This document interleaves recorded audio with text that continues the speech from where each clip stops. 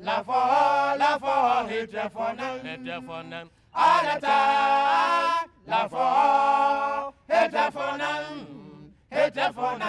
For Islam stand for peace.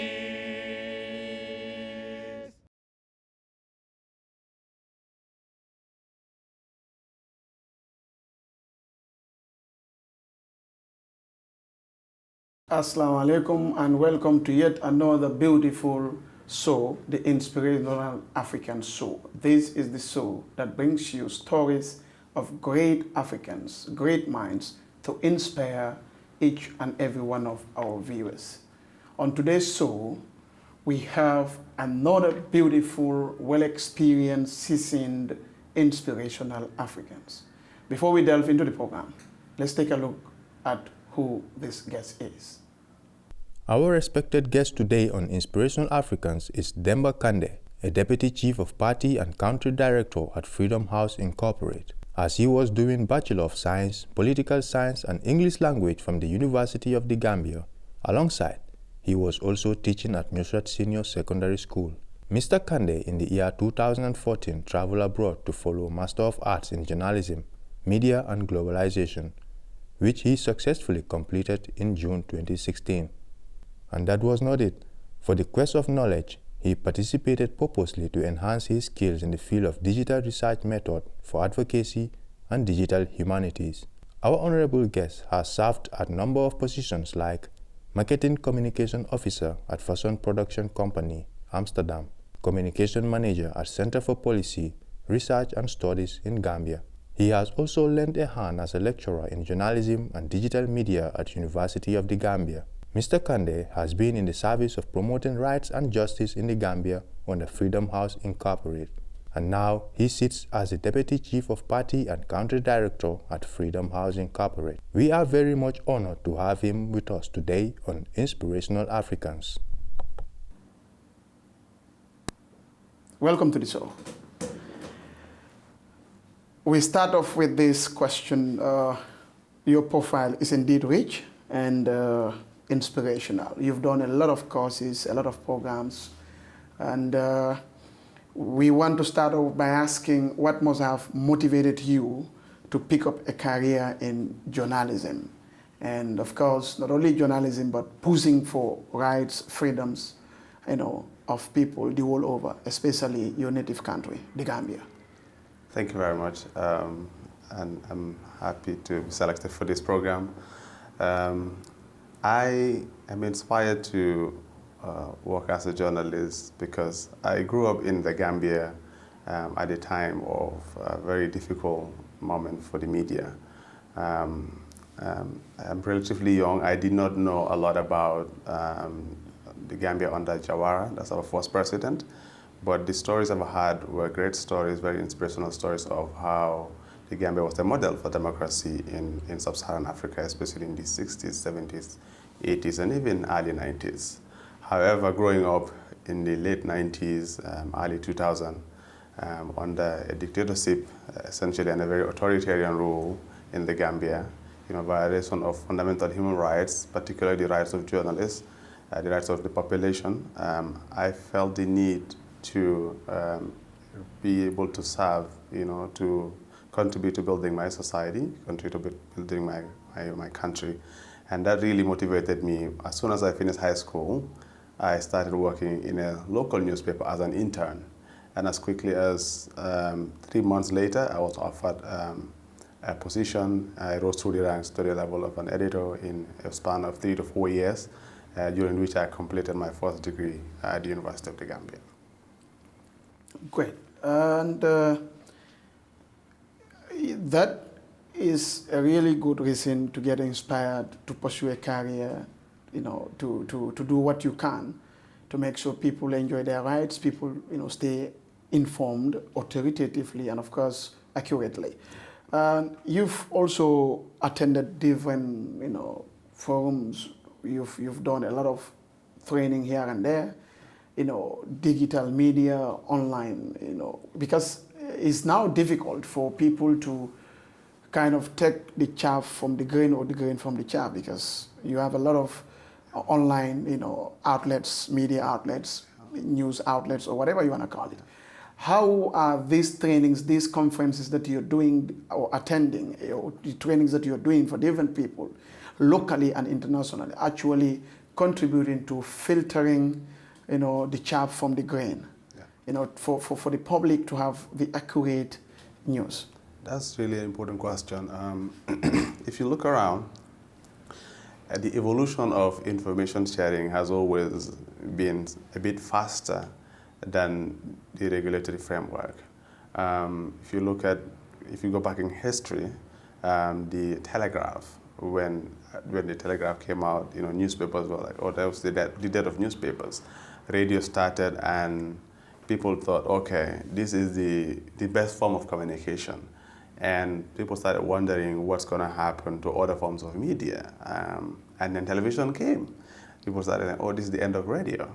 And in the turn of the century, after about a few decades of the internet and the emergence of what is known today as the evolution of new media, a lot of issues came up, and one of the most important bit was the level or the speed at which people were able to share information.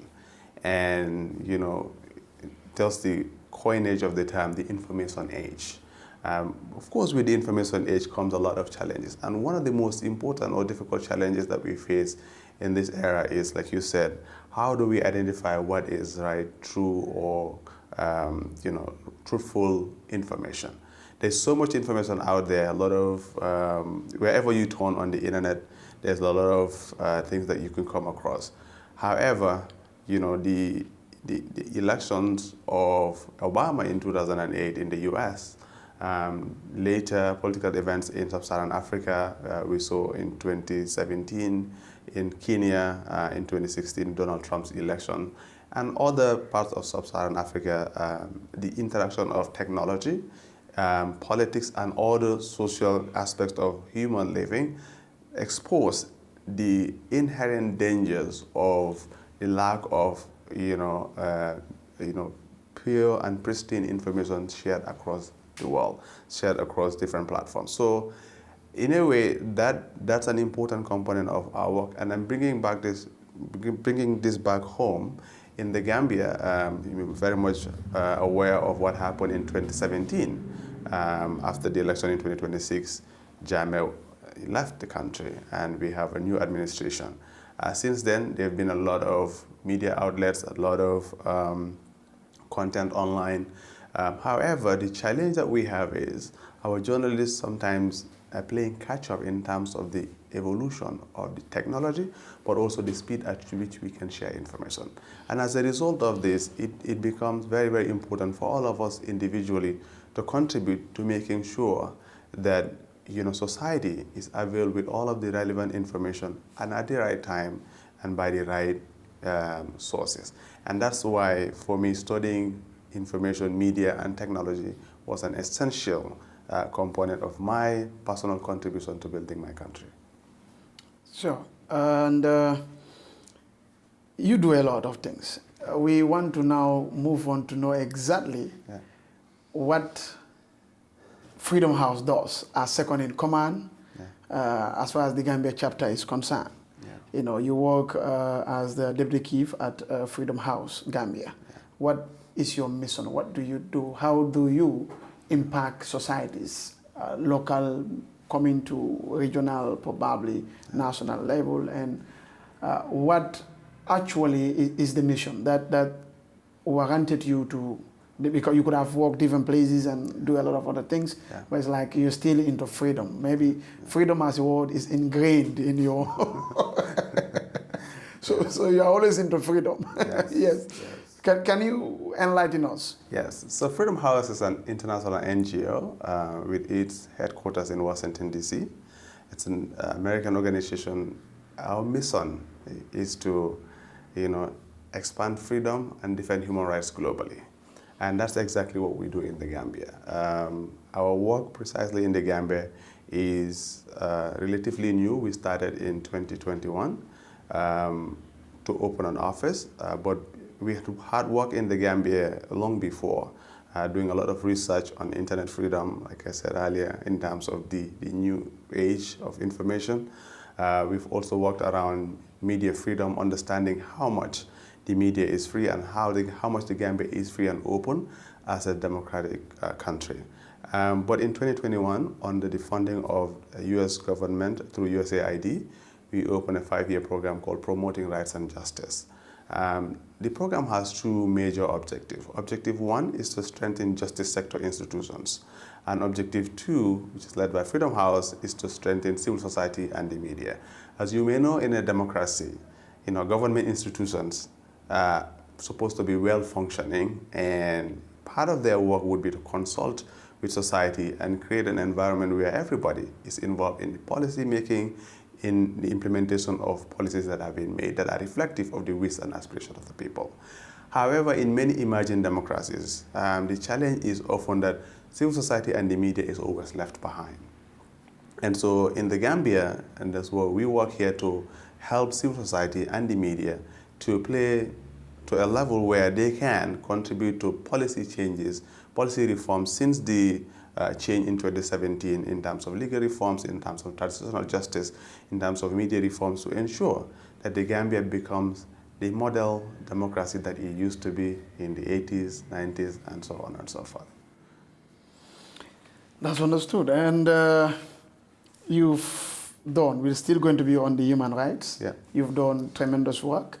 And that is noticeable by almost everyone who is actually into freedom, human rights, media, and so on. Taught many people, taught many schools, and you're still doing that. Yes. We want you to tell us more about your success stories, any notable pieces of advice that you've gotten from an individual or so, and that pushed you to this level. That's important. So, in terms of success stories, there are a lot of them. Like I said, under this program, what we do is strengthen civil society and the media. So I can pick on different sides. On the civil society front, you may have heard recently, a lot of advocacy efforts in terms of, the transitional justice programs of the Gambia. The mistakes that were made in the 22 years of the authoritarian rule. The objective is to make sure that we don't repeat those mistakes, such as the violation of gross human rights abuses. The objective, and in order to do that, the work that civil society does is we strengthen civil society organization at the organizational level and offer training programs to individual advocates as CSO advocates to ensure that they can interface with government, interface with the population, interface with the media to bring about the change that we need to ensure that the Gambia moving forward, we don't go back to the mistakes of fundamental human rights violations. A good example was in 2021, according to the TRRC Act, the Gambia government, when it was presented with the TRRC report, they had 6 months to provide a white paper where they will state whether they agree or disagree with the recommendations of the TRRC. During these 6 months, through Freedom House and our other partners in development, we helped civil society develop what was known as a shadow white paper by civil society organization ahead of the government white paper. And what would interest you is that, and one of the fundamental impact stories that I want to tell is that in that white paper that the civil society developed, over 90% of the content that the white paper or the civil society white paper presented, government accepted over 90% of that in what is today known as the government white paper on the TRRC. And the government accepted over 95% of the recommendations of the TRRC. All these recommendations, if implemented, will help put the Gambia on a trend to becoming one of the most strong and stable democracies in sub-Saharan Africa. So that's one impact story. The other one I'll pick on the media side is, as you know, journalists, again, under Jammeh, a lot of them, went on exile. So the media was virtually destroyed in this country. So by 2017, when the change happened, we had few very well-trained Gambian journalists. This University of the Gambia had opened a school of journalism about a year earlier. So we didn't have a lot of graduates. We didn't have any graduates from SJDM at the time even.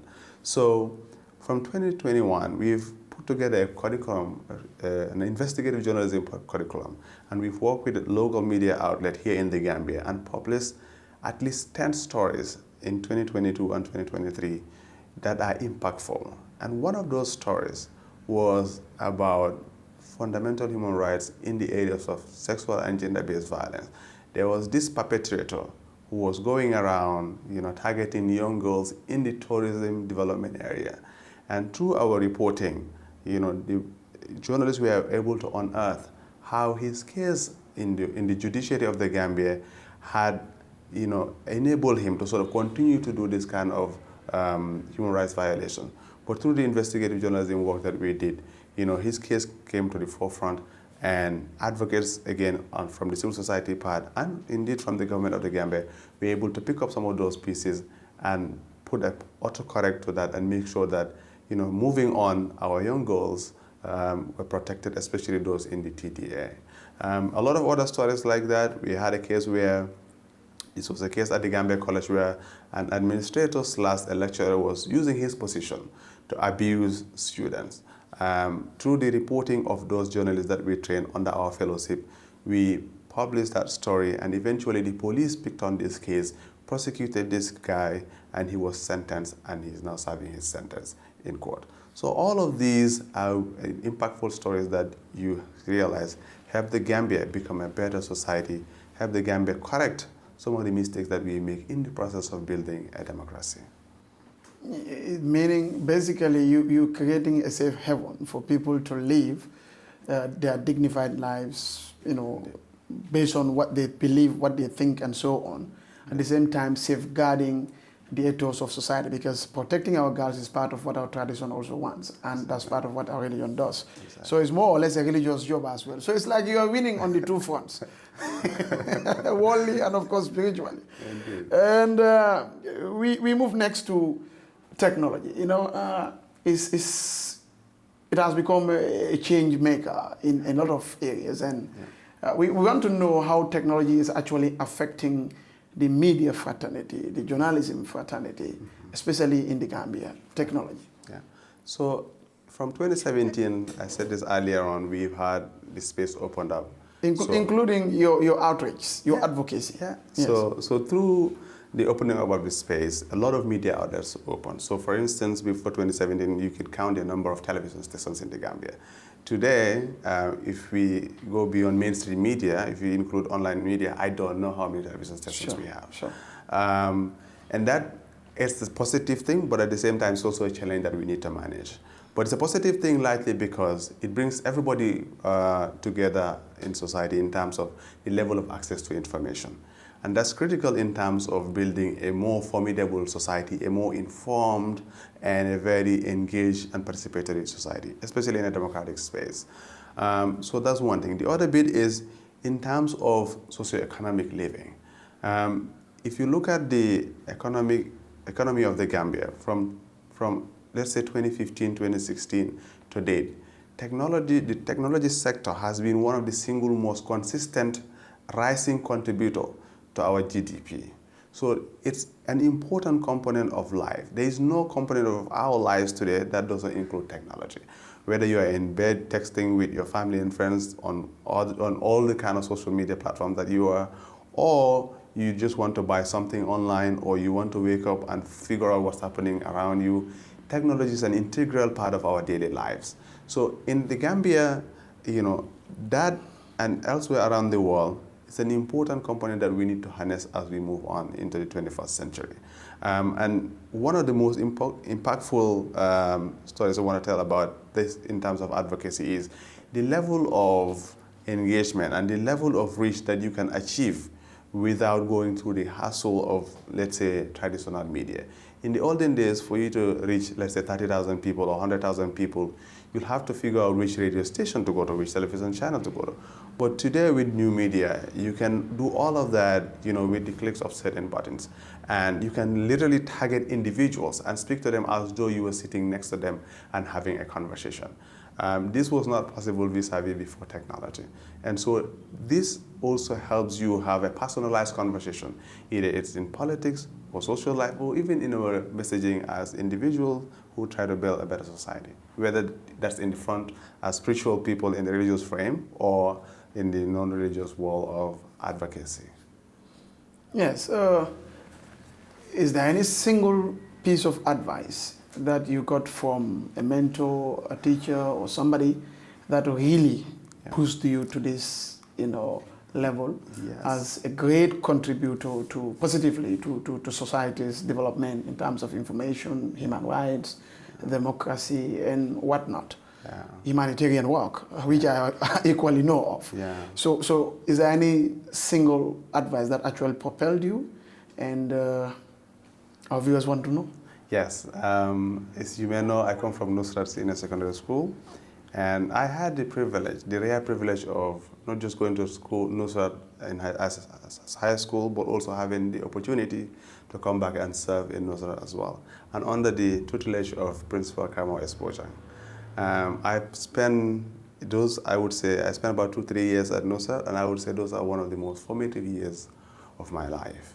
And the piece of advice that he always gave me was that work hard and be patient, you understand? And I see that manifest in my life on a regular basis. Whether it's in my days back in university when I went to do my postgraduate studies, or whether it was in the work field, or when I worked in Europe, or when I came back to the Gambia and worked at the University of the Gambia, or the many other places that I've worked. He said, work hard. And what he meant by work hard is that when you give in, let's say, a task to perform, and it's 10 things, he would say do 12 or 13 things. He said, once you do all of the work that you're supposed to do, including the work that you're not supposed to do, even when it's time to figure out who to let go, they will think twice before they let you go. And when you do that also, be patient. And the other bit he said about patience is that patience is about focusing on what you're doing today and praying for what you want to achieve. And you can't achieve those things without having the discipline to stay focused on what you're doing and praying for what you want in the future. And when you do that, and you do that with patience, then he said success is the only thing comes your way. And I have lived that. I've seen that in my life, in my short life so far, and I hope to see more of that. And it's a message that I would like to share with other people around the world. Work hard, stay patient, and the best things are yet to happen. That's great. So viewers, that is it. Patience, work hard. The best things are yet to happen. We move to the other bit. At an individual level, how do you think each and every one of us would participate, contribute towards nation building, towards doing great for people, for humanity, for wherever you live, home and abroad? What do you think each and everyone should do at an individual level? The single most important asset that any country has is the people within that country, and whether those are citizens or just people who live there. As individuals, we form the very basic units of our families. The family is the unit for the community, society, and the country as a whole. So individually, if we reform ourselves and educate ourselves and prepare ourselves to become assets for our individual selves, but also for our families, and then become assets for the community, become assets for society, then we become assets for our country. So if you do that for everybody, or for most individuals, then you're doing that for most families in a country. And if you're doing that for the most families in a country, you're doing that for the most families of most communities in a society and in a country at large. That's the only way you move a country from point A to point B successfully.